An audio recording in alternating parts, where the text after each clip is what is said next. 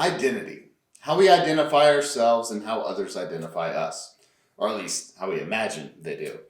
This image of who we believe that we are can completely overwhelm us and so completely overwhelm our worldview about who we think we are, what our purpose in life is, and what our personal value is, that it can really either be the wind beneath our wings that elevates us, or it can be a heavy, burdensome chain that holds us down with a false narrative that says that we are worthless and we are a burden.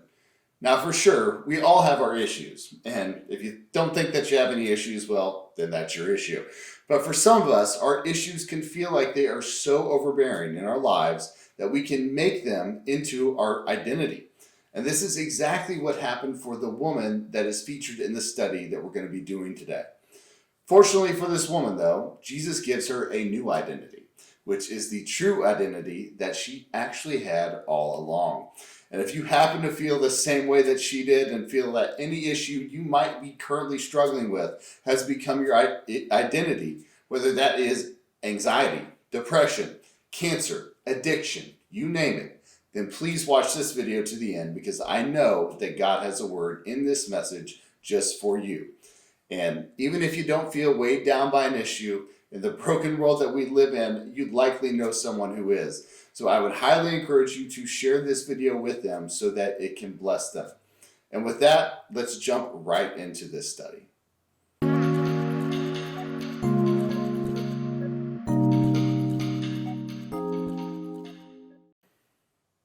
All right, so today we come to one of my absolute favorite stories in the Gospels, which involves not only Jesus resurrecting the dead daughter of a desperate father, but also him healing a woman who had been suffering with a disease for 12 years. We find the passage in Matthew 9, verses 18 through 26, which is the next passage that we come to in our verse-by-verse study through the book of Matthew. Now, for those of you that are new here, I am James West, and this is the Lion's Den Academy, which is all about bringing you closer to God through an in-depth study of His Word. And currently, we are going through the book of Matthew, verse by verse, and tackling theological, hermeneutical, and historical, and modern-day application in the passages that we read. So, if you happen to be a Bible nerd like me, and you are into this kind of stuff, then I would love for you to join the Academy here by clicking the subscribe button below.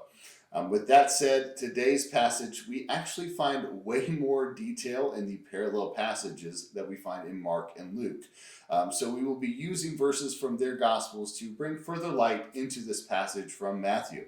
But on that note, let's now read today's passage in full, which says, "While he was saying these things to them, behold, a ruler came in and knelt before him, saying, 'My daughter has just died, but come and lay your hand on her, and she will live.' And Jesus rose and followed him and with his disciples. And behold, a woman who had suffered from a discharge of blood for 12 years came up behind him and touched the fringe of his garment. For she said to herself, 'If I only touch his garment, I will be made well.' Jesus turned and seeing her, he said, 'Take heart, daughter, your faith has made you well.' And instantly the woman was made well. And when Jesus came to the ruler's house and saw the flute players and the crowd making a commotion, he said, 'Go away, for the girl is not dead, but sleeping.' And they laughed at him. But when the crowd had been put outside, he went in and took her by the hand. And the girl arose. And the report of this went through all that district." Now, as we always do here, we read the passage in full, and then we break it down and dive into it one verse at a time, sucking up every bit of theology, historical relevance, and modern-day application as we can. But before we do start breaking this down bit by bit, I first want to share with you a scene from one of the daily devotional messages from the first devotional from the great people over at The Chosen, where I interview the woman from this passage, played by none other than my wife, since I think that it does a great job at setting this scene for our study. Woman with the issue of blood. Your healing transpired under quite different circumstances. Tell us about your encounter with Jesus. Well, for the record, I go by daughter now. And like the daughter of Abraham, I was afflicted for a long time, 12 years to be exact. I had been to numerous doctors and no one could help me. I was desperate. Desperate enough to risk the crowd? Yes, I had to. It was the only way I could get to Jesus. I knew there was a good possibility of being recognized and severely punished. After all, being ceremonially unclean is not a casual offense, you know. I'd been banned from all human contact, but I had to try. And there you are, being pushed around in a throng of people. Tell us about the moment, the touch that has captivated the hearts and imaginations of believers everywhere. You were healed right then? Yes, immediately. It felt as if his entire being, even his cloak, was saturated with God's miraculous power. The bleeding stopped. I could feel in my body that I was free from my suffering. I imagine you were hoping to slip back through the crowd undetected, but that's not what happened, is it? Not at all. Jesus turned around to the crowd and asked, "Who touched my clothes?" At first, I froze. I didn't know if he was angry or not, but he kept looking. I realized, though, of course he'll know it's me. He's Jesus. His cloak alone just healed me. So I came forward and fell at his feet. I'll ask you the same question I asked the daughter of Abraham. Were you fearful? The circumstances were certainly frightening. I was trembling when I told him the truth, but after a few moments, I wasn't fearful of him. His eyes were full of compassion. He could have kept going on his way, but he stopped to acknowledge me, not rebuke me. He listened and was sympathetic to my suffering. He said, "Daughter, your faith has healed you. Go in faith and be freed from your suffering." And last question, how has your life changed since that day? Well, obviously, I'm physically healed, but my healing didn't eliminate my need for Jesus. Instead, it connected me to it.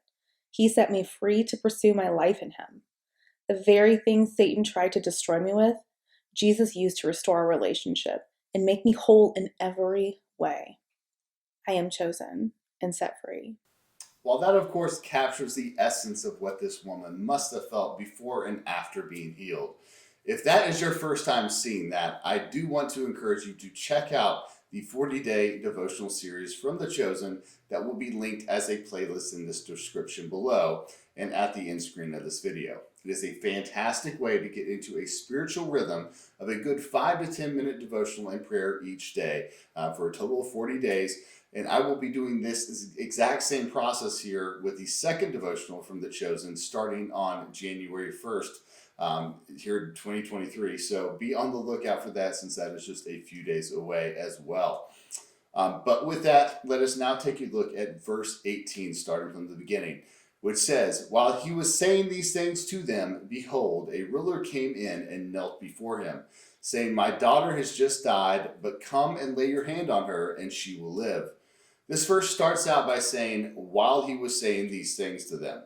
And if you happen to have caught the last video where we studied the previous passage, what Jesus was saying to them was the three parables that he gave in response to the question from the disciples of John, asking Jesus why him and his disciples don't fast like the Pharisees and they were doing.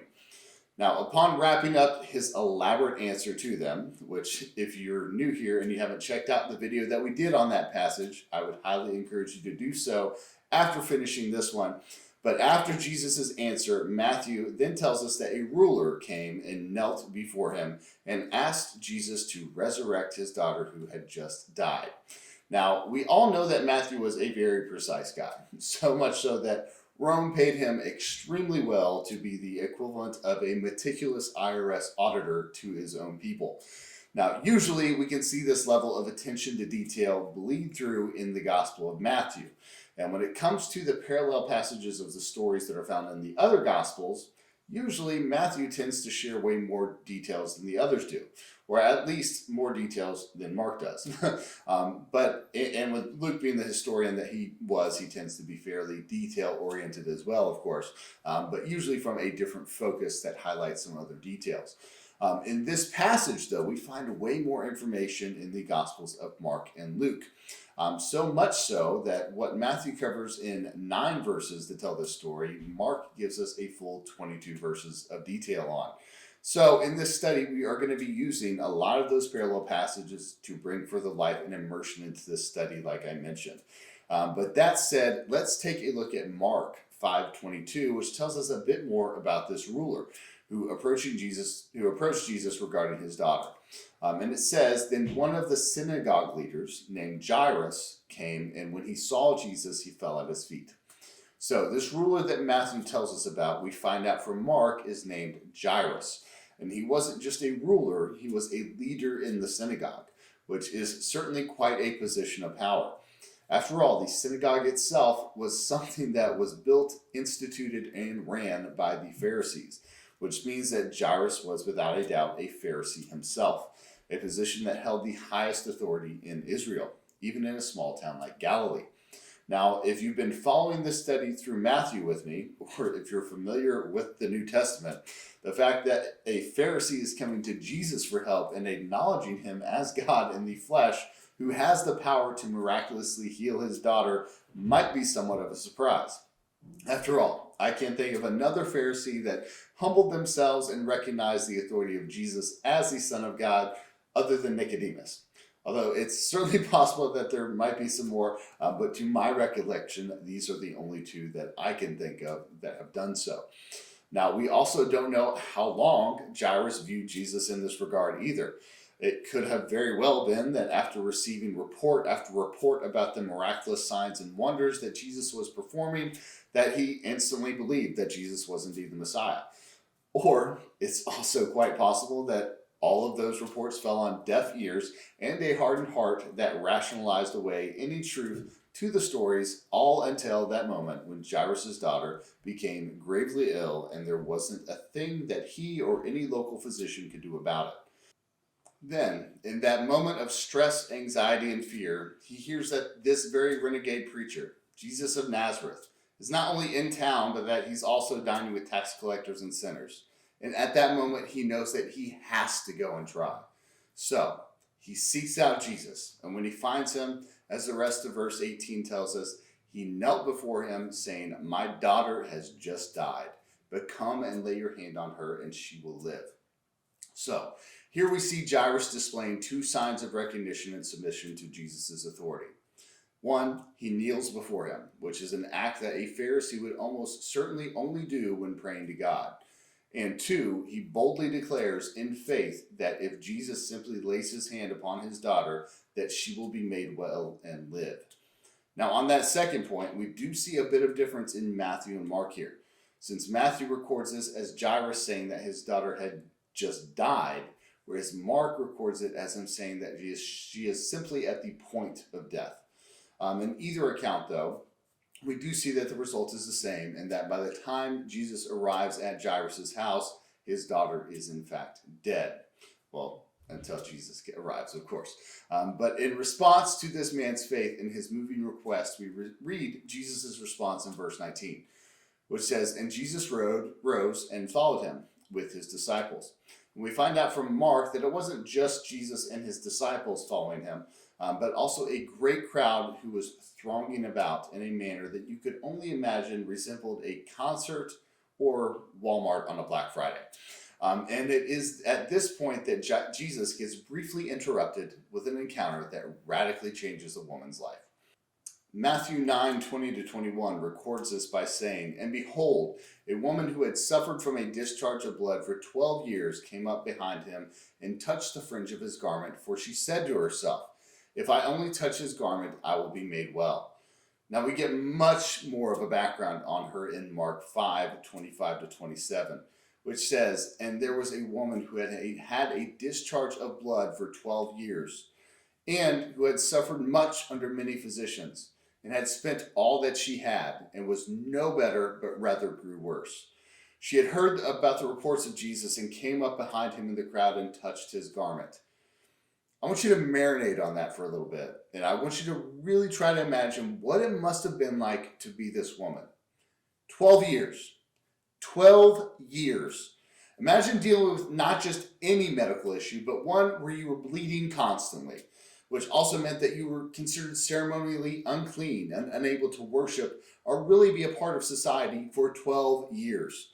And of course, to try to get better, you go to doctor after doctor and you try to find a cure, some sort of respite, with the only result being that disappointment and a pile of medical bills. And I can only imagine how bitter she must have been. And honestly, if I were in her shoes, I'm not so sure that after 12 years of nothing or no one being able to help me, that I would be even willing to get up out of bed to investigate this man who rumors had spread like wildfire about, that spoke of the miraculous healing that he was performing to countless people.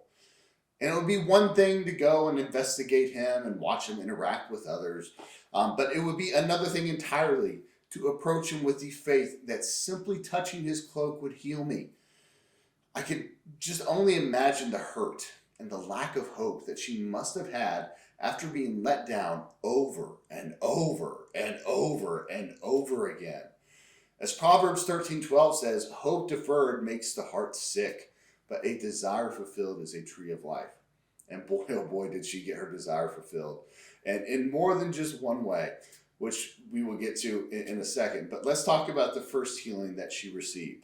Mark 5:29 tells us that once she touched his cloak, immediately the flow of blood dried up, and she felt in her body that she was healed of her disease.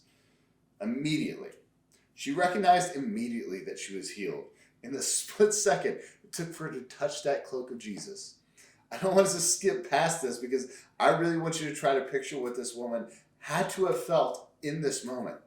A bleeding that had been incurable for 12 years and had weighed on her life like unbearable chains instantly dried up. Not from asking Jesus to heal her and him laying his hands on her, not even from touching Jesus himself, but from simply touching the clothes that he was wearing.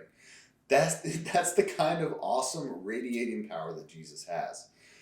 Mark then goes on to say that, and Jesus, perceiving in himself that power had gone out from him, he immediately turned about in the crowd and said, who touched my garments? And his disciples were like, come on, man. Like, come on. You see the crowd pressing around you, and yet you say, who touched me? And he looked around to see who had done it, but the woman, knowing what had happened to her, came in fear and trembling and fell down before him and told him the whole truth. So, why did Jesus care? Why did he bother stopping? Why was this power going out of him? And it's not like, power that's going out of him that's going to take actually anything away from him. But why did this make Jesus stop to see who it was, especially considering the fact that this happened on the way to heal the dying daughter of Jairus? What could possibly be so important? After all, it's not like she didn't get healed, right? I mean, well, she had gotten partially healed, that's for sure. Her physical condition was healed, but she wasn't healed in here and in here. And every time that Jesus heals, he did so to show proof that he was the Messiah and to lead you to him for the ultimate healing that only he can do by taking away our sin and adopting us as a child of God. And that is exactly what Jesus did for this woman. Did you happen to catch this woman's name, by the way? You didn't, right? Because she isn't given a name. Well, okay, she is given a name. But her name, what she is known by and referred to as, is the woman with the issue of blood. How's that for an identity? My question for you is, what is your identity? What mistake or issue from your past has the enemy been relentlessly whispering into your ear and telling you that it has now defined you? Is the enemy trying to tell you that you are defined by the issue of having a failed business, by the issue of having cheated on your wife, by the issue of pornography, or by the issue of addiction, by the issue of a failed marriage, or by the issue of alcoholism? Well, guess what? Whatever the issue the enemy might be trying to falsely convince you of is your identity, I want you to hear me loud and clear. No, actually, I want you to hear Jesus loud and clear. And just like he reminded this woman that she isn't defined by her issue, and as verse 22 reads, Jesus turned and seeing her, he said, take heart, daughter, your faith has made you well. Just as Jesus stopped to remind her that she isn't defined by her issues, he was reminding you right now that you aren't either. And you are a son or a daughter of God the Most High, and he has adopted you. And he has done so at the greatest cost to him. You are absolutely that important to him. All right, so let's get back to the rest of this passage. Since if you remember, all this happened while Jesus was on his way to heal a dying daughter at the request of a pleading father. He just had to heal one of his own daughters along the way. So, to get a bit more insight, let's take a look at Mark 5:35 through 38, which reads, "While he was still speaking, there came from the ruler's house some who said, 'Your daughter is dead. Why trouble the teacher any further?' But overhearing what they said, Jesus said to the ruler of the synagogue, 'Do not fear, only believe.' And he allowed no one to follow him except for Peter, James, and John, the brother of James. They came to the house of the ruler of the synagogue, and Jesus saw a commotion, people weeping and wailing loudly. We get some additional information from our passage in Matthew in verse 23, which says that when they got to Jairus' house, they saw the flute players and the crowd making a commotion. Now, this part kind of struck me and stood out since to mention flute players, which is such an intricate detail, and to not provide all the extra details that the other gospel writers included in this account, means that it obviously has some real significance. In other translations, instead of saying flute players, it says minstrels, or in other words, a general term for musicians of a various different instruments. After all, making music was certainly a common expression that people would do when someone had passed away. However, it was customarily something that was done after someone had passed away and not before, meaning that Jairus' entire household and everyone in the nearby vicinity were fully convinced that Jairus' daughter was dead at this point. And they were so convinced of this that when Jesus arrives and says, "Why are you making a commotion and weeping?" Then in verse 24 it tells us that he tells them to go away, for the girl is not dead but sleeping. And what is their response to this news? They laughed at him. And then verse 25 then tells us that when the crowd had been put outside, he went in and took her by the hand, and the girl arose. We get more information from Mark 5:40 through 43, where we end up learning that everyone was really kept outside other than Jairus and his wife, as well as his inner three of Peter, John, and James, who had accompanied him. We also learn that upon taking her hand, Jesus said to her, and I might not pronounce this correctly, but Talitha Kumai, which is Aramaic for little girl, I say to you, arise. And upon hearing this, Jairus' daughter immediately got up and began walking around. And we also learn from this section in Mark that she was 12 years old. And this, of course, leads to everyone being overcome with amazement. Now, the last line of this account compared between Matthew and Mark, I think, is rather humorous too. In Mark, which you have to remember is really Peter's gospel being recorded by Mark, and Peter is giving this account as one of those three that actually got to see this firsthand. But in Mark, we read that Jesus strictly charged Jairus' household that no one should know of this absolute miracle that they just witnessed before their very eyes. And then he simply just charged them with making sure that she got something to eat. So he was told to not tell anyone. In Matthew, though, what do we read? Verse 26 says, "And the report of this went throughout all of the district." Now, this, of course, wasn't the only time that Jesus told people to keep miracles that he did on the down low, but it is certainly one that you can't have really expected word not to get out about, which just gives me a chuckle. More than a chuckle, though, this story gives me hope. Not just for myself, but for you and for the whole world.